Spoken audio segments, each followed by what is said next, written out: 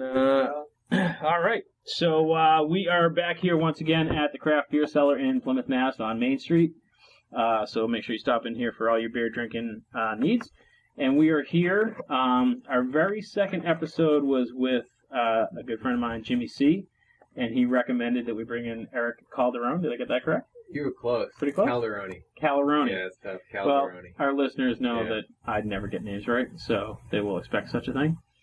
And so you teach along with Jimmy C. at the conservatory, South Shore Conservancy? I do, yeah.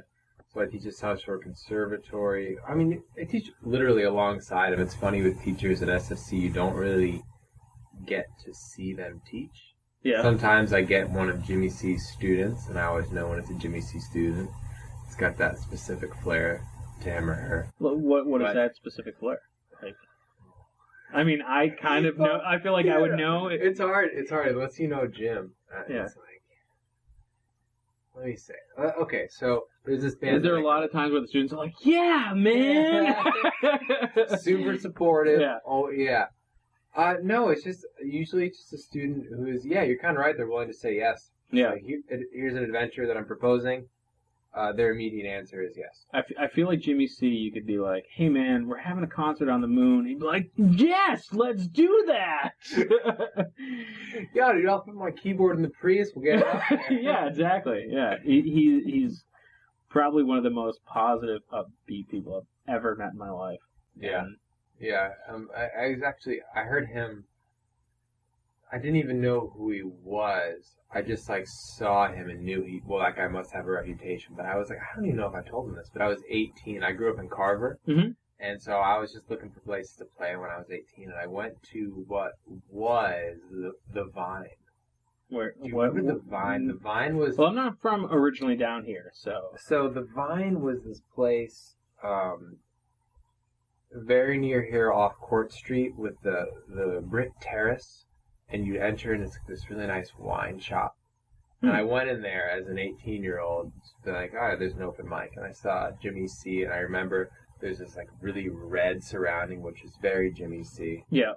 And he had his leather jacket on. I thought, man, that guy is cool. And I saw him at SSC when I got the job there. Yeah. And there's this whole circle came around of, now I know who you are, and you are as cool as I thought you were. Yeah. You're like Jimmy C with the leather jacket and the red background, and I realized that he is always Jimmy C with the leather jacket and the red background, no matter where he is. Yeah, it's like I've had people listen to that podcast who have never met him and been like, he seems like a super cool guy. I'm like, you've no idea. Like, he's the coolest guy. And this is why Jimmy had me on. Yeah. Because he's like, I didn't get to talk highly enough of myself. I need you to go on and talk about how great I am. Can you just come on and just reaffirm how good episode 2 was with me? But nobody dislikes Jimmy C. So, all right, that's the last time we'll bring him out. Sure. So, so you said you grew up in Carver. How did you get into music? Like, at what age?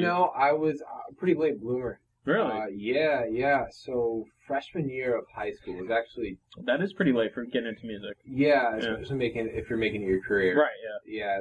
But my brother is 10 years older than me, and I thought, and still think, he's the coolest guy. And he played guitar. And I thought, well, I play basketball, you play basketball.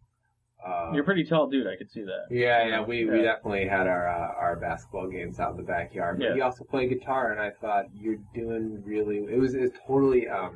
it wasn't for the guitar, it was for the social status that came along with what it seemed to me was being a guitar player. Right, yeah.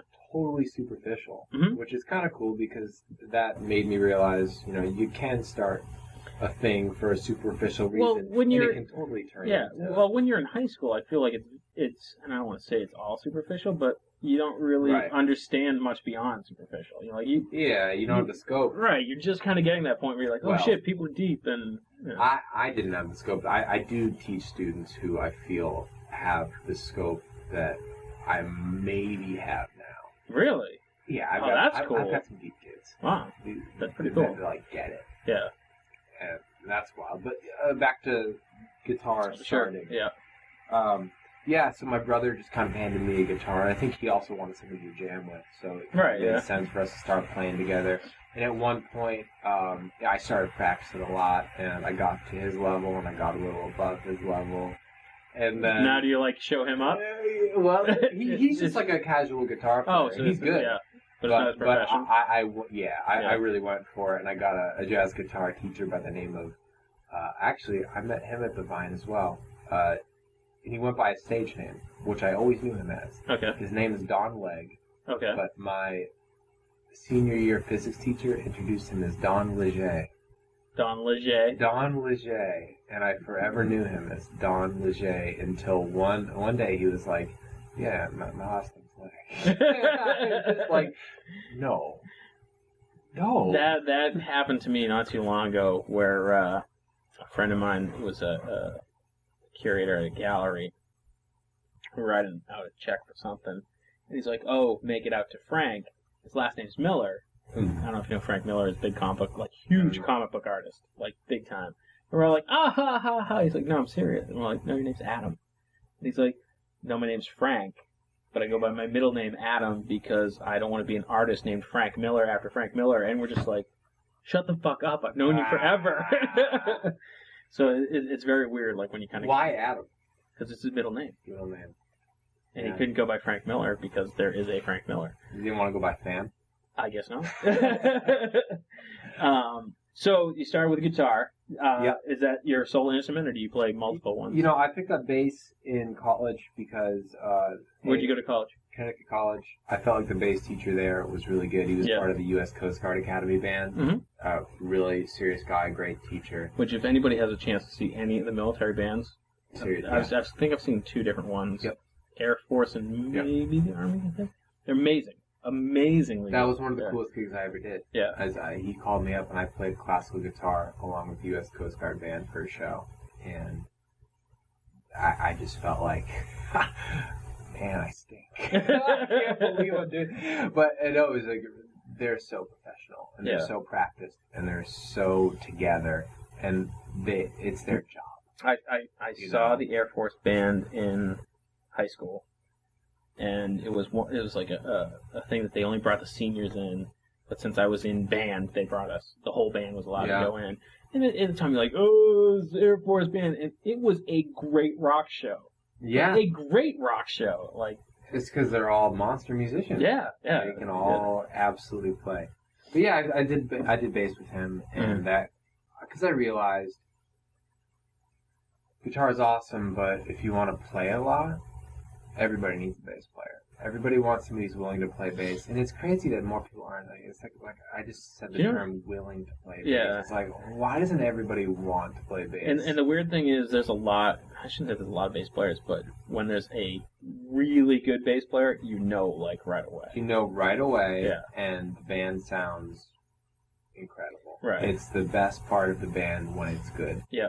And when it's not good, you often don't even know it's the bass player. Yeah. The band just sounds funky. It's like, man, this band's not really... It's the bass player. Yeah. So I was like, I want to do that. I want to be able to be that role. And so now I'm not actively in any bands on guitar. So you play almost exclusively bass in bands, or? Right now. Yeah. I mean, that's very much in flux. Yeah. But right now I'm in this How many band. just one band right it's now? Funny. If I came on this podcast last year, I would have been telling you about how I'm in 4 bands and how it's like a ton of playing right now. Yeah. I had my band Boompa. I was in this band called Fortunate. I was in this band Box of Birds, and another band called Able Days. Yeah. Right now I'm only playing with Box of Birds. Oh, and that's nice. where I play bass. Yeah. So your band, do they play mostly their own material or covers? Oh, it's all our material. All your material. Yeah, Do you feel that is a hard, I'm a lay person as far as that goes, but I feel like it's a lot harder to get into a place playing your own material than covers. I mean, it depends what places you're trying to get into, I guess, or what scenes you're trying to get into. Right when I got out of college, I played in a lot of cover band type playing scenarios, and I think that stuff's really great and really fun and good for a scene and good for a bar and good for the groups of people that are just kind of collecting around that music. Mm-hmm. But personally wasn't being filled by it. Yeah. It was monopolizing my time in a way that I felt like, well, I really care about music, and I really care about putting myself out there when I play music. And I felt like sometimes when I'm playing covers, I'm just being used for this craft that I've developed. Sure. And I'm not getting to say anything. Right. I'm just like, yes, I know those chords. Here they are. And it's from an artist's perspective, it would be like if someone taught you to draw Mickey Mouse, and every Friday night was like, okay, now draw Mickey Mouse. Right, yeah. And you're just like, yeah, that's not really my thing. That's the reference you make? Yes, it is. Well, no, I Really? No, he's Really? making fun of me. Mickey Mouse? I specifically picked Mickey Mouse for a reason. Sure you did. Can you draw Mickey Mouse? No. Well, I can, but no, he's talking about Peanuts. It's a long story. He was for a very long time the Peanuts Yeah. guy at Still am conventions. the Peanuts guy. What? So, all right, so this isn't about me, but It was- I have to tell you the story. This story's not made the podcast So- yet. We're doing it. Strangely enough, this is all coming full circle in a couple of weeks, which actually will be history by the time this podcast goes up. So one of the first conventions I set up, I did do a lot of Comic-Cons and stuff like that, and one of the first conventions I set up at was a horror convention, which I'm setting up at a horror convention in a couple of weeks, and one of the guests was Malcolm McDowell, Clockwork Orange, Oh, okay. and I'm like, oh, maybe I'll do a caricature of him. And then I just had this weird, fucked up idea. I'm like, oh, no, I'm going to draw Charlie Brown as a character in Clockwork Orange. I'm like, it'll be funny. And then it became, you should draw Charlie Brown as this. You should draw Charlie Brown as that. And I literally got pigeonholed into this thing where most of my stuff is like these.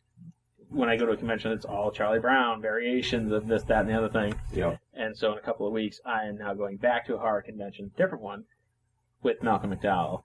And it's like, wow, I don't even sell that image anymore. So it's very weird. You're a Peanuts guy. I am a Peanuts guy. It is my wagon wheel. That's the long joke. So I had a very long... do you know John Krieg?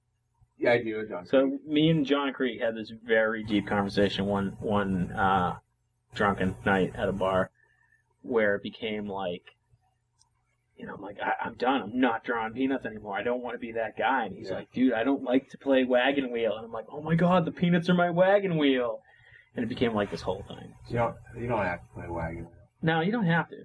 But, sometimes you have to. Sometimes you gotta pay the bills. Sometimes. Exactly. And that's what it is. Exactly. Exactly. Yeah. And then. Well, how do you reconcile that? Like, how do you? Because this band. Don't do that. You're just like, fuck it. I don't pay bills. I don't. I pay my bills through teaching, which is a difficult way of paying bills, but one that is totally fulfilling. I get a lot out of working with the students that I work with. I really. How did that come to be? Like, because I now teach usually drunken soccer mom types, which I love. It's super fun. Sounds like an easy gig. It is a great gig, but I never thought I'd really enjoy it. I kind of got forced into it, but I really enjoyed it. Was that always something that like you wanted to teach, or did you just kind of like, oh, I got to do something to pay the bills? Well, no. My whole family teaches. Oh, really? So my dad was my 8th grade math teacher. My mom was the secretary in the elementary school, and then again in the high school when I was there. My sister was... I feel like that would suck. The list keeps going. Yeah. My sister was my French teacher. Oh, really? She's 9 years older than me. Because you said your my brother siblings were much was older. a sub. Yeah. And now he's a history teacher. Oh, wow. But he was a sub, and this is all in my high school. This is all in Carver High School. So I was always surrounded by my family in the schools, and the conversation around the dinner table would be about teaching. Yeah. And, everybody, all the kids would come to me like, Eric, you're going to be a teacher? I'm like, no, I'm not. I'm not going to be a teacher. I'm not going to be a teacher. Like, I'm going to be something different. I don't know what I want to be. And you're like, whatever. Yeah. There was actually a point where I thought I'd be a state trooper. Wow, really? Yeah, I went as far as to like meeting a state trooper to like talk about what it was all about. And he's like, "Yeah, man, you got to get in the army." And I was like, "Nah, no, I don't. Yeah. Maybe this isn't for me. Maybe like jazz guitar is cool." Yeah.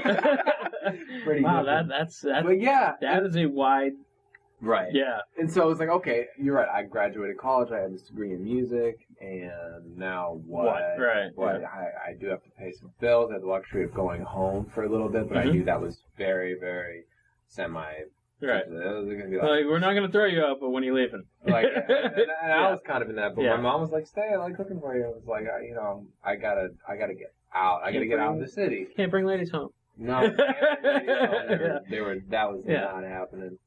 And so I just got hooked up with a job at the conservatory. I got really lucky. I went to this little gig at this church. And somebody was there who had a loose connection with my brother-in-law, who's Austin Glass. He's a really great music educator in Pembroke. Yeah. And I got a little recommendation, and then I got in for an interview, and they gave me like this one little gig teaching off-site at Sacred Heart. And I did a good job with it, and then My dad was a janitor at Sacred Heart. Sacred Heart Connection. Yeah. It was a weird gig. Yeah. It wasn't weird because of Sacred Heart in any way. It was weird because I never. There's something really nice about a whole music school that builds community and gets kids excited about being in a new place. Right. I feel like I could never untie the school from the physical place where that school was, and I was like an extension of the school rather than this cool thing they got to go do. And there's a definite vibe. Like, I've been to art school and I've been to state college, and the state college, everyone is there for multiple different reasons. And at art school, someone would be walking down the hall with a scuba mask on, and you're like, right on, she's a cool chick, whatever. And it's just a completely different vibe where there's something about the entire environment. Right, yeah. You can't separate the environment from what's going on in it. Right, yeah. So, and it grew. I just, I got some students, and they stuck around, and when students stick around, they're like, oh, students like this teacher. Right. And then I just continue to get more involved, and now I'm at SSC 6 days a week. Wow. Like a wait list in my studio. Oh, shit. I've got 5 rock bands that I'm coaching. I'm forming ensembles. So how long... Hold on a sec. Coaching rock bands? Okay, so Yeah. coaching rock bands. Yeah. So that's what Jimmy C told me you did. Yeah, it's a big part of my life right now. And you do it 6 days a week. Sort of. I mean, I'm at the conservatory 6 days a week Yeah. teaching private lessons, and then, like I said, coaching those 5 rock bands. Yeah. And I'm also forming ensembles, so I just became the jazz rock pop ensemble coordinator, which basically means I'm full up on rock bands. I can't fit anymore. We got some great educators at SSC, and we have kids who are interested in starting rock bands. But how? I email lots of parents. I email kids. So do you be like, get I kids have excited. 2 kids that play guitar and 1 kid that plays drums? Right, and I think they're going to get along as humans, and I think that they're going to like the same music. Oh, and that's really cool. It's really, really fun. And even just like, let me list the band names for you, because these are Oh, cool. please These do. are- Band names are awesome. These are, because you know what though? I don't know if it'll resonate in the way that it does with me. How could it? Because I have this relationship with them, but I love the names they thought of. Okay. The lead band, the one that's, we should talk about this later because they have a really cool backstory, but Toast. Toast. Okay. No bueno. No bueno, I can see. Not today. Okay. Mirror Image. Wow, I feel like Mirror Image is like, I would guess that being like cheesy. Like, to me that... You know what? They're the youngest band that I coach. Yeah. It's very And they 80s. Yes. exactly. Yes. They It's- believe in it. Yeah. It's the belief in the name that earns the name. Yeah. Mirror Image. Oh, absolutely. And Lights in the Basement. See, I like that one. Yeah, that that's a sounds cool name. So, those are the 5 bands that I coach. Yeah. And they're all really different, and they all bring different energies to the table. And No Bueno's like this, rock trio. Yeah. Straight ahead rock trio. Toast is like this big, expansive, and these are like the older kids. These are in a scholarship band. Yeah. They get a lot of time together. This big, expansive Like a thing. prog rock kind of thing? Or Think like Explosions in the Sky, but with lots of vocals. Okay. Yeah, they're big. They're not afraid of like the theatrical, the dramatic. They're almost cinematic. Huh. I'm really happy with what they're playing right now. Yeah. And Not Today, they're young. They don't sound young at all. Yeah. They're like, we're talking like, one of the kids is in 7th grade. He's a sick guitar player. Yeah. It's crazy because, like, kids are like sponges. Like, if you put them in the right environment, they just learn so much. Right. And that's been the coolest thing with forming these bands is realizing,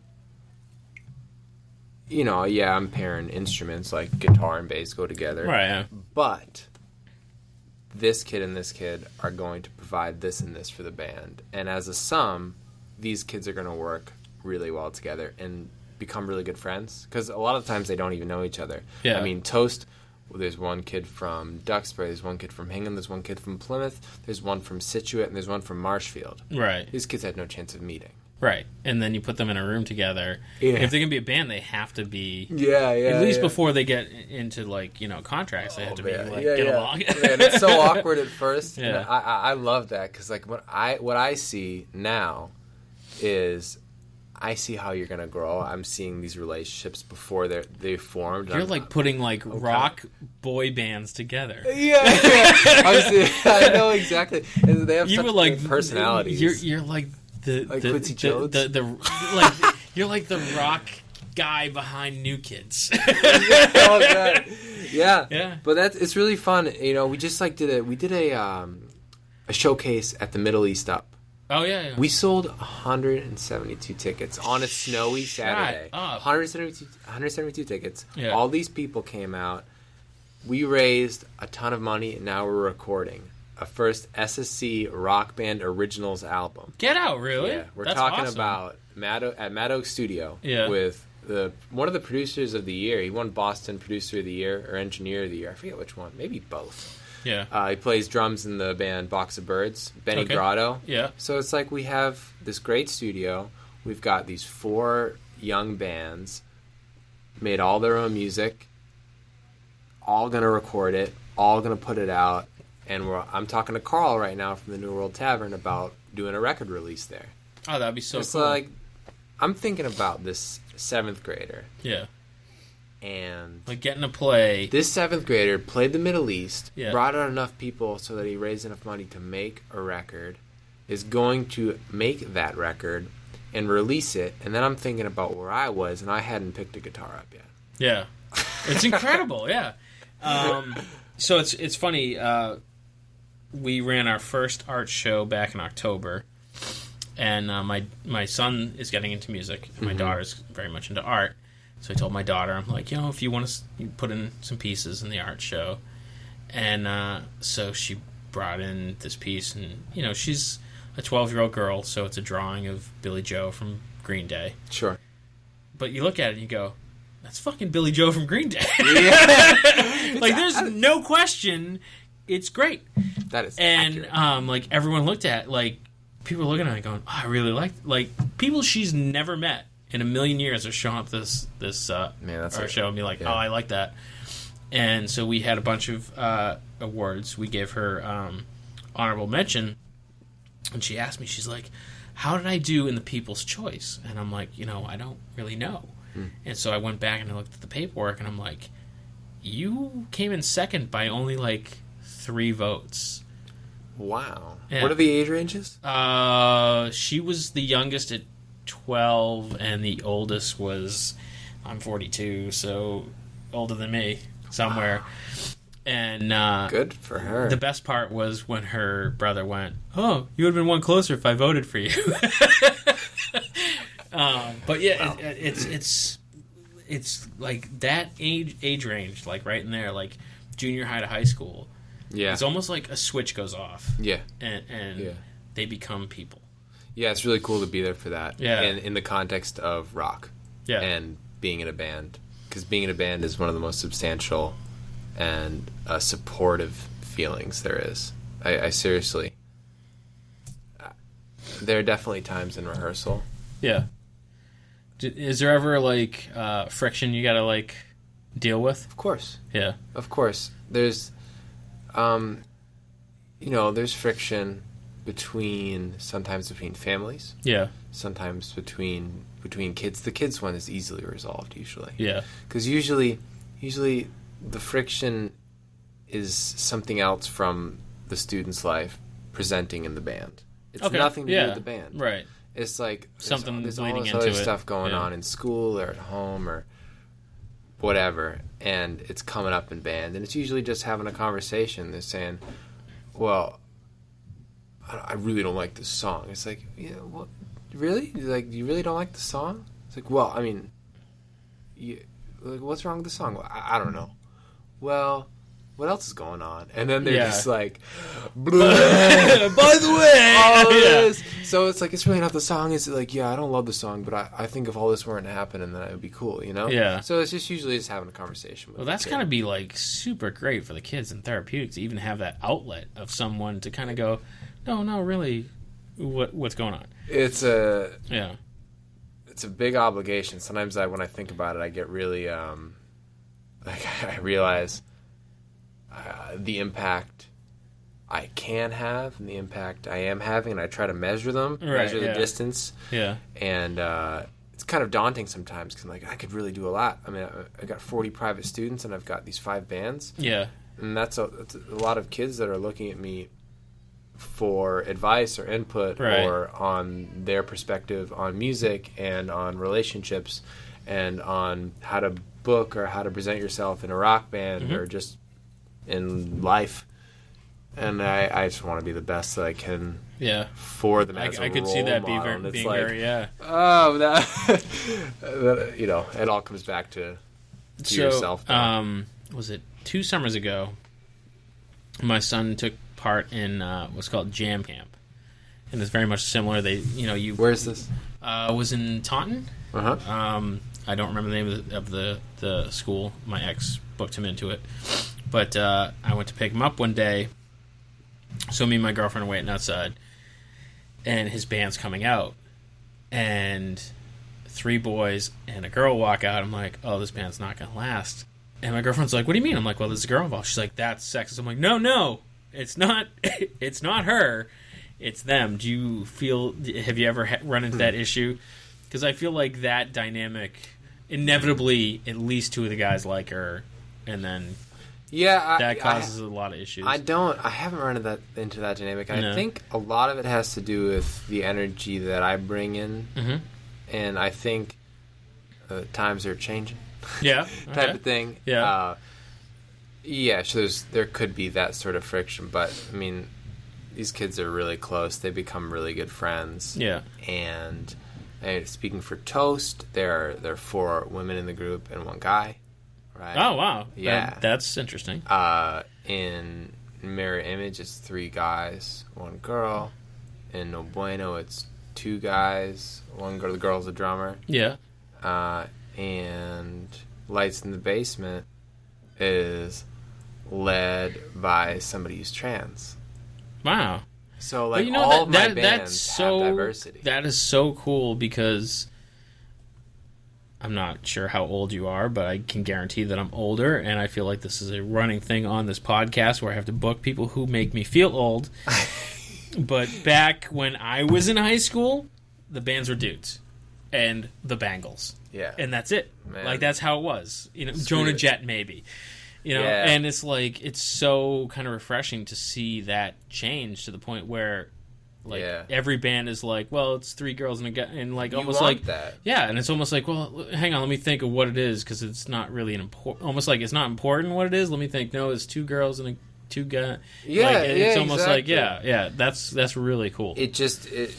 It makes sense to have the same way it would make sense in a business to have the most perspective that you can and the most diversity to lead into the best ideas. Right. The same thing is true with bands. The more diversity you can have within your band, not just diversity in this umbrella, but like diversity of the music you like. Right. Like I'm a jazz guitar guy, and I'm a rock drummer. Right. And I like grew up doing Irish step dancing. You know, like crazy weird diversity too. That it makes a much more interesting band. Right. That I think ends up lasting longer, and if nothing else, makes something that no other group could have made. Right. And it's going to stand out. It's going to stand out from the noise. Yeah. And I just like, you know, I've been in bands that are all dudes, and I think anybody who's really, really socially conscious right now, you know, you take a look at that and you're like, why are there all dudes in my band?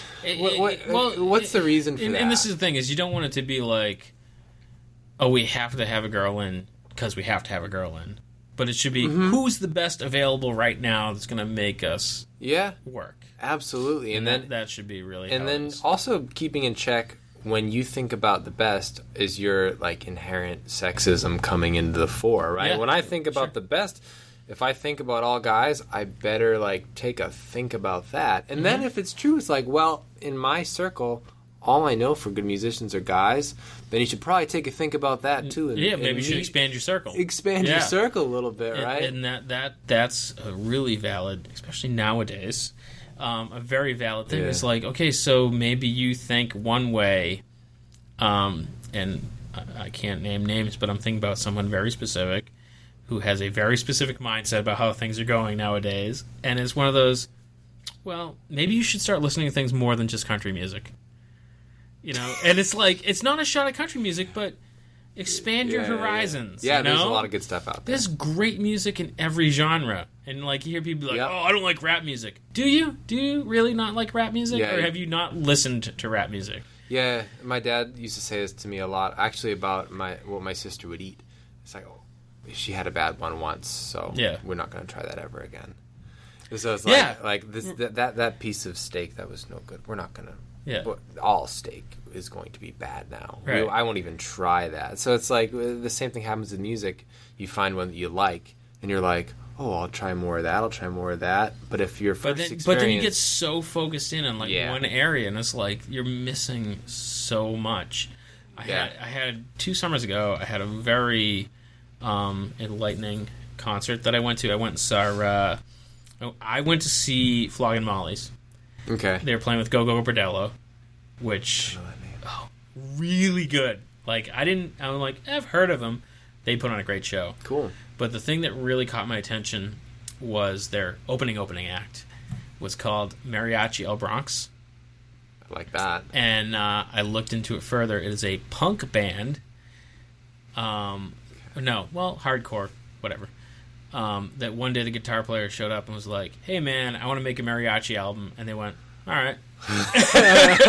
And since they've done that, they've been on like Leno, Conan O'Brien. They opened for the Foo Fighters. And it's a hardcore punk band that plays mariachi music. And it is fucking phenomenal. So... have they had experience with mariachi music before? They're from LA, so I'm sure they've come across it. But you know, interesting. I'd be interested to know truly what they borrowed from. And I swear to God, this is completely because I am horribly, horribly nearsighted. That I'm watching the band, going, I'm assuming they're Mexican, and then I saw them on YouTube, and I go, there's not a fucking Hispanic guy in the bunch. That's what I was wondering. You know, if they like... it's like the lead singer's a white dude, the guitar player's a white dude. There's a couple of like Hispanic like horn players maybe, but nope, just dudes from LA playing mariachi music, and it's really, really good. I wonder what the differing perspectives are from the hardcore community, how they view this like they mariachi showed album. up. Like I saw the people I showed up wearing, they were wearing Mariachi El Bronx shirts. Were like the hardcore punk crew. Now, were there any mariachi people there being like, I gotta check out some of this hardcore? I don't remember seeing any. I don't remember. That doesn't shock me. No. But again, it's not like it's a very prominent band. So it's not like, the fact that I saw anyone wearing their T-shirt surprised me. I'm like, who the hell are these guys? What is it called? What is it called again? Mariachi El Bronx. I'll send you the link because like I heard them 2 years ago and I listen to them all the time now.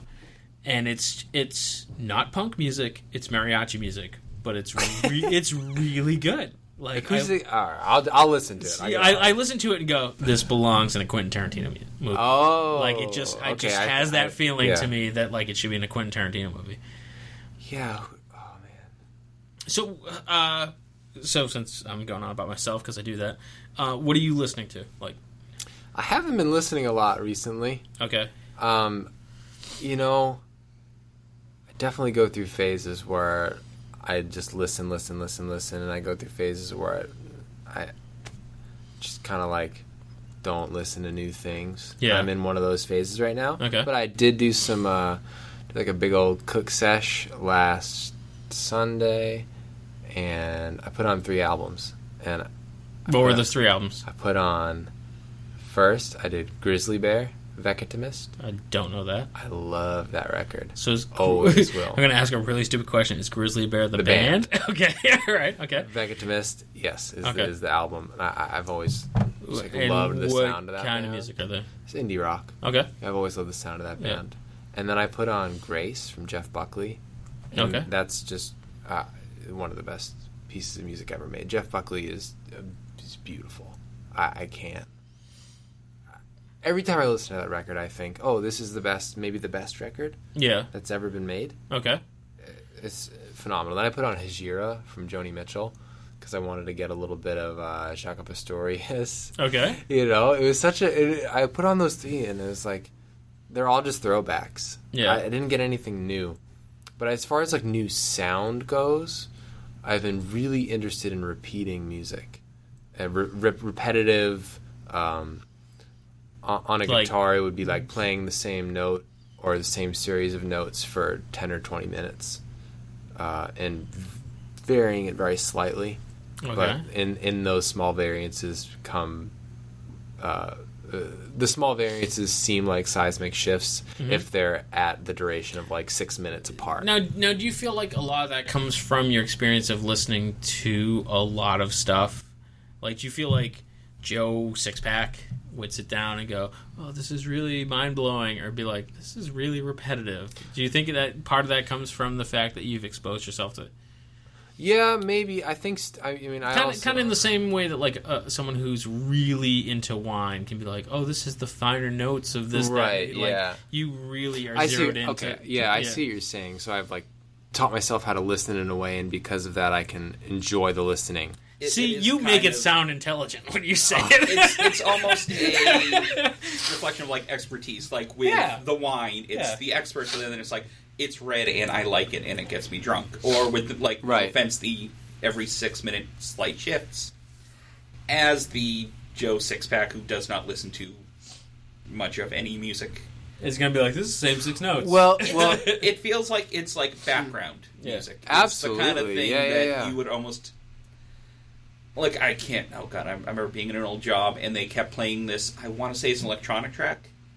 And it drove me insane, because the entire song was just building. And right where it got to the point where you thought, like... I hate saying this, the song would start.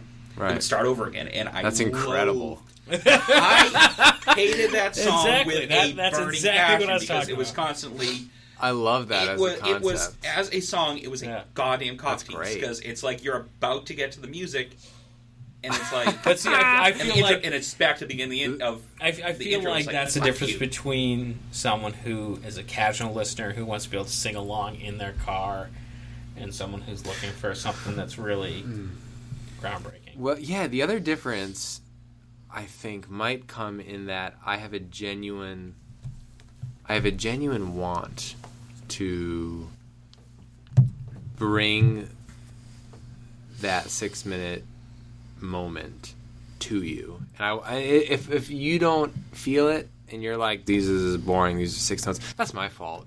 Yeah. That's on me. It's not on you. You should be able to get what I'm doing if I'm doing it well. I should have set up the environment differently. I should have played it at the 5 minute spot. I should have been feeling where the audience wanted the shift and put it there. There's a ton on that, and I think it's really easy to be like, well, you know, all of you little plebeians didn't get it. Yeah, you know, I understand what you're saying there, but there's also, especially like when it comes to like contemporary art, you see, you know, there'll be a white canvas with a blue stripe that sells for $6 million, and people be like, "That's bullshit. I can do that." Blah blah. And be like, "Yeah, but has anyone done that before? Like, did anyone stop to think to do, like, why is it selling for $6 million? And like, what's the landscape like? Why did that come to be?" Yeah, thinking about a thing and doing it are really different. Right. It's not like, did you think about it, or did you just look and go, I can do that? Yeah, you know, thinking about it and doing it. Ever even thinking about it, right? And then doing it are all three really different things. But I think once you go to do it, you have to keep in mind that it's not, well, it is for you in a sense that it should, if it's not filling you in any way, then you don't really have a chance of reaching other people. But if your goal is to fill other people with some sort of joy or some sort of sorrow or just some sort of emotion, then that should be the thing that you're thinking about, right? That should be your goal. That should be like priority number one. Okay, I want to reach you. Not priority number one, I want to repeat these notes for a long time. Mm-hmm. It's like, no, I have reached myself by doing this. Now, how do I find a way to communicate what this thing did for me to you? Right. So I think there's a lot that has to go into that. The main thing is realizing that this is my friend DJ. He's a part of Odd Gift Records, which we could talk about later. It's a little collective that I'm a part of. We all make music together. He was in my band Boompa, and he said the event and the circumstances surrounding it cannot be separated.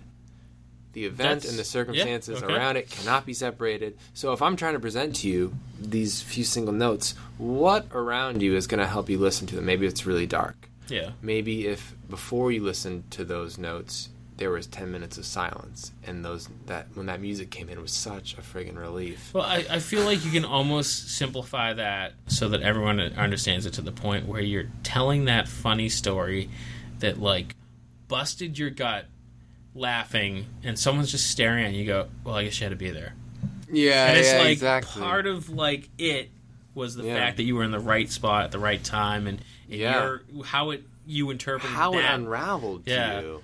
Yeah, so it's deciding how to do that has me really interested right now. So, like, the music is really cool, and I like repeating things, and it gives me, it's like it's a way that I can play guitar well. Yeah. I get that. I get what it takes to do that, and I get the harmonic blah, blah, blah, blah.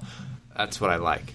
But now how do I communicate that to others? And so I've just been thinking a lot about what environment's going to work for that, what lighting's going to work for that. How much do I explain what I'm trying to do? Right. You know, because some people like to discover things for themselves. Like, you know, I want to go up to that painting with the blue stripe, and I want to figure it out. I don't want to read this little thing. It tells me what it is. That's what does it mean to me? Right, yeah, what does it mean to me? And other people are like, how do I interact with this? Yeah. Wait, what? What do I think about when I look at this? Right. Oh, I get it now. Yeah. Thanks for the guide. Thanks for holding my hand to help me. So some people like that. Yeah. So that's kind of the circuitous answer to what am I listening to right now. Yeah, I was like, how did we get here? It's like, I'm trying to listen to that. It's like, I asked him how to pronounce his last name, and it just went on from there. Yeah. No, but it's been great. I think we are pushing... 5 minutes. Yeah, we got about 5 minutes left. Cool. So I'm sure you do this all the time, and I'm always asking all our different guests, no matter what their field, like, what bit of advice do you have to, like, the next generation? Like, what, 2-second tidbit of knowledge can you, maybe not 2 seconds, but tidbit of knowledge, because my son listens to this, and I'd like to think my daughter listens once in a while. Cool. You know, prominent on this podcast. She had a plug in this podcast. Yeah, they second place, People's Choice. I talk about them all the time. It's kind of annoying. We're actually going to do a podcast with them. Nice. So he's into music. He told me the other day he's considering stand-up comedy as a career. Wow. Yeah, that's a Hell tough career. That's great. That's great. It's fantastic, but that's a tough career. Because you might be a musician, but I feel like stand-up comedians, they will harass. Yeah. You know. But it's hard. So kids coming up, like, what little bit of insight can you give them to kind of focus on their dreams?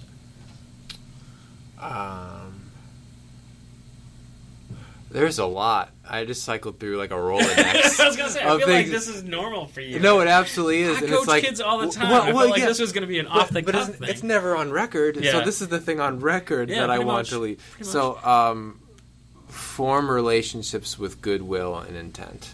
That's the biggest thing. Because when it's music, you're forming relationships with your audience. You're forming relationships with the people that you're making music with. Mm-hmm. You're forming a relationship with your instrument and yourself. In every relationship that you form perform it with good intent. That's pretty much it. I will accept that. That's great. Yeah. I feel like this is one of the deeper episodes we've ever had. And we'll definitely have you back. I feel like we just scratched the surface. Cool. This was a lot of fun. So Erik with a K, thank you for joining us. Yeah. And thanks for having me. This was fun. No problem, man. Anytime. And if people wanted to check out your music or see what's going on, do you have a website? Do you have a SoundCloud? Where can they find you? So we didn't get to talk about this, but I feel like we didn't talk about much at all. Like, I feel like there's so much here. No, it's good. Yeah. We talked about what we were supposed to talk about. Right. It felt good. Yeah. It was nice. But oddgiftrecords.com is where you can find the work, some work that I did with this band called Boompaw that I'm really proud of.